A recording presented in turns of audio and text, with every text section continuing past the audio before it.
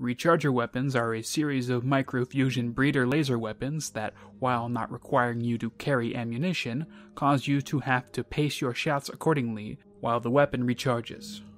The Microfusion Breeder is a special type of microfusion cell. It doesn't exist in-game as an item you can obtain, and is only found in recharger weapons. These cells cause the weapon to recharge its magazine over a period of time, notably slower than the player can fire the weapon. Unlike other energy ammo, it cannot be overcharged, and there are not derivative versions of this ammo available to be crafted or recycled. An interesting note, the laser detonator from Lonesome Road uses one of these, but the item is separated from the weapon and cannot be lost. There are 3 weapons as of yet known to use this breeder technology: the Recharger Rifle, Pistol, and the MF Hyperbreeder Alpha. The rifle was the first version of the weapon, and it counterintuitively is the weaker option, where most rifles would be more powerful than the pistols.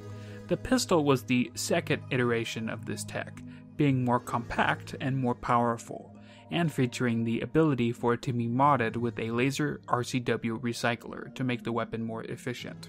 Josh Sawyer, when asked why the Recharger pistol does more damage than the rifle, would state on a forum spring post, "For the same reason a .44 Magnum revolver does more damage than a .22 caliber rifle. Though they use similar technology, the pistol is designed to handle a much higher power." Consider the Recharger rifle to be the first version of the technology, when they needed something large and bulky because they hadn't worked out all the kinks. The Recharger pistol is the evolution of that technology, the smartphone to the Recharger rifle's 1990s Motorola bag phone. It's interesting to see this iterative development play out with high-tech energy weapons in Fallout. There is one last variant of this weapon, the unique MF Hyperbreeder Alpha, sold by Cliff at Novak, or the Gunrunners if he is deceased. This weapon has a cleaner and darker paint scheme, featuring only the left side breeder. It was modified to fire an automatic, and does more damage per shot, and has a higher recharge rate, which is offset by its smaller magazine and higher spread. It is considered an improved holdout weapon and benefits from the Laser Commander perks, whereas the Recharger weapons do not. Another note, using Turbo or the Implant GRX will cause the recharge time on these weapons to be dramatically slower, making them impractical.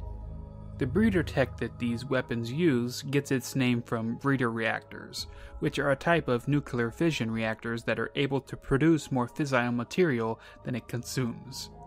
One can only speculate what this miniaturized tech, providing seemingly infinite power, could have done for the world, provided it had not been used solely as an instrument of war.